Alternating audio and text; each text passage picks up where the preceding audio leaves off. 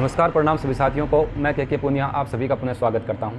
प्यारे साथियों, आज के अपने इस सेशन में रीट लेवल फर्स्ट और सेकंड की जो प्रतीक्षा सूची जारी होनी है उसके संबंध में और जो प्रोविजनल कैंडिडेट हैं जो कि परिणाम का वेट कर रहे हैं उससे संबंधित जानकारी प्राप्त करने वाले हैं। देखो मित्रों, आप लोगों की जो भर्ती का आयोजन हुआ लेवल फर्स्ट और सेकेंड में, उसमें लेवल फर्स्ट की अगर मैं बात करूं तो 1914 के आसपास जो पद हैं उनको रिजर्व पद अपने कह सकते हैं, जो रिजर्व रखे गए हैं। उन पर प्रोविजनल कैंडिडेट की प्रतीक्षा सूची जो है वो जारी होनी है। जो प्रोविजनल है, कोई दस्तावेज सत्यापन की वजह से जिनमें त्रुटियां रही हैं, उनका परिणाम आना भी बाकी है। आप लोगों ने देखा होगा कि एक जो प्रोविजनल की सूची जो है वो जारी हुई थी, एक 121 के आसपास थी, एक शायद 1300 के आसपास जो जारी हुई थी। इसके अलावा भी अभी प्रोविजनल का रिजल्ट जो है वो काफ़ी पदों पर आना अभी बाकी है, जो कि रिजर्व पद रखे गए हैं। अपने इस सेशन में प्रोविजनल के संबंध में बात करेंगे, साथ ही नियुक्ति से संबंधित जो भी अभी लंबित प्रक्रिया चल रही है उसके संबंधित बात करने वाले हैं, और साथ ही जो प्रतीक्षा सूची बाद में रिक्त पदों पे जो प्रतीक्षा सूची जारी होगी उसके संबंध में भी बात करने वाले हैं। तो सबसे पहले मैं आप लोगों को बता दूं, यहाँ पर लेवल फर्स्ट में 1914 पद जो हैं वो अभी रिजर्व में रखे गए हैं, तो उन पर भी प्रोविजनल जो कैंडिडेट हैं उनकी प्रतीक्षा सूची जारी होनी है। वहीं अगर लेवल 2 में अपनी बात करें तो विषयवार अगर मैं बताऊं आप लोगों को, वैसे आप लोगों ने देख लिया होगा कि इतने पद जो हैं वो रिजर्व रखे गए हैं। यानी जो परिणाम जारी हुआ, जो कि अपने मूल वैकेंसी थी विज्ञप्ति में, उसमें से इतने पद अभी रिजर्व रखे गए हैं। लेवल सेकंड में इंग्लिश सब्जेक्ट की बात करें तो 2045 पद जो हैं वो यहाँ पर अभी शेष हैं। इसमें हिंदी सब्जेक्ट में बात करें तो 711 पद हैं। आप स्क्रीन पर एक बार देख लीजिएगा। साथ साथ साइंस मैथ के जो बच्चे हैं 1051 पद उनके अभी रिजर्व हैं, और संस्कृत वाले अभ्यर्थियों के 228, SST के 295, उर्दू के जो अभ्यर्थी हैं 255 है, पंजाबी 90, और सिंधी का जो परिणाम आया उसमें भी 8 पद अभी शेष हैं। टोटल अगर लेवल सेकंड में रिक्त पदों पर अपनी बात करें जो रिजर्व पद हैं उन पर, तो टोटल यहाँ पर 4983 पद सेकंड लेवल में अभी प्रोविजनल कैंडिडेट के साथ जो है वो सूची जारी होनी बाकी है। ठीक है, ये तो बात हुई अपने जो पद रखे गए हैं उनकी बात हुई है। अब बात करते हैं कि ये प्रोविजनल सूची कब तक जारी हो सकती है। सर, इसके संबंध में कई बार व्हाट्सएप पे मेरे से पूछा गया था, कमेंट में भी इस बात के बारे में जानकारी मांगी गई थी।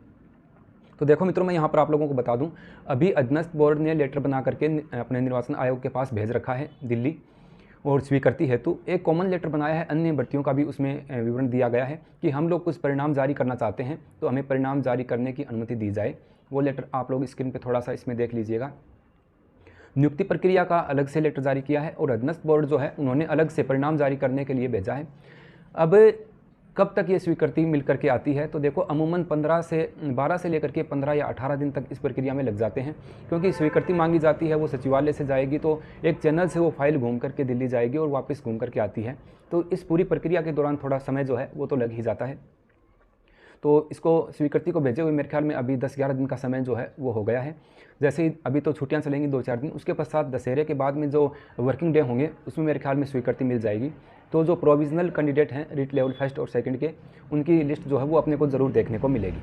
ठीक है, ये प्रोविजनल कैंडिडेट थे, उनके बारे में बात हुई है। वहीं अपने अब बात कर लेते हैं नियुक्ति प्रक्रिया। देखो, लेवल फर्स्ट और सेकंड में जो ज्वाइन किए अभ्यर्थी जो हैं उनकी मैं बात करूं तो आप लोगों ने ये जो नोटिस है ये पहले आप लोगों ने देख लिया होगा।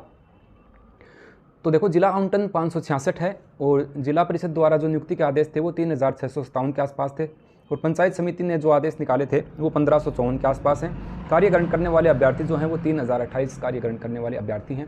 शेष रहे अभ्यर्थियों की स्वीकृति हेतु जो लेटर भेजा गया है वो आप लोगों ने व्हाट्सएप वगैरह पर देख लिया होगा। वही समय उसके आसपास लगना है, दशहरे के बाद में इसका कोई जो है वहाँ से निर्वाचन आयोग से वो रिपोर्ट आएगी, चैनल से घूम के फाइल वापस आएगी, तो उसके बाद में नियुक्ति प्रक्रिया जो है वो मेरे ख्याल में यहाँ पर अनुमति मांगी है तो निश्चित रूप से करवा दी जाएगी।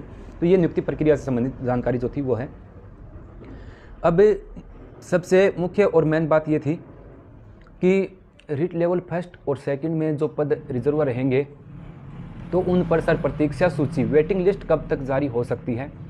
तो ये तो अपने कन्फर्म जानते हैं, अभी आचार संहिता है, फिर चुनाव होने हैं।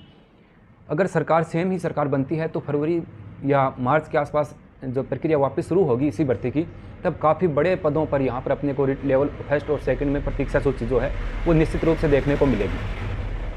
देखो, प्रतीक्षा सूची कैसे जारी होती है इससे संबंधित मैंने एक वीडियो और अपलोड कर रखा है, उसमें मैंने प्रतीक्षा सूची के संबंध में पूर्णतः जानकारी दे रखी है। फिर भी मैं आप लोगों को यहाँ पर बता दूँ कि प्रतीक्षा सूची जारी होती है तो जिलेवार रिक्त पदों की सूचना मांगी जाती है। फाइल जो है वो डीओपी में यानी कार्मिक विभाग में जाती है, वहाँ से फाइल जो है वो स्वीकृत होती है। उसके पश्चात ये थोड़ा सा इसकी प्रक्रिया थोड़ी सी लंबी हो जाती है।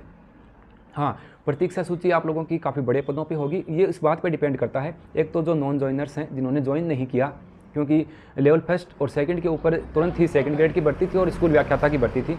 तो कई अभ्यर्थी ऐसे हैं जो तीनों में चयनित थे, जो फर्स्ट ग्रेड में चले गए। कई अभ्यर्थी रिट वाले अभ्यर्थी ऐसे भी हैं जो सेकंड ग्रेड में चयनित हुए हैं, अभी काफ़ी सब्जेक्ट का परिणाम आया उसमें, तो उन्होंने ज्वाइन ही नहीं किया। तो एक तो वो अभ्यर्थी हैं जिनको अपने नॉन ज्वाइनर्स कह सकते हैं, जो ज्वाइन नहीं किया, और दूसरा ज्वाइन करने के पश्चात काफ़ी पद जो रिक्त हुए हैं, इसी भर्ती की बात करें अपने रिट वाली की, तो वो पद भी साथ ही जोड़े जाएंगे।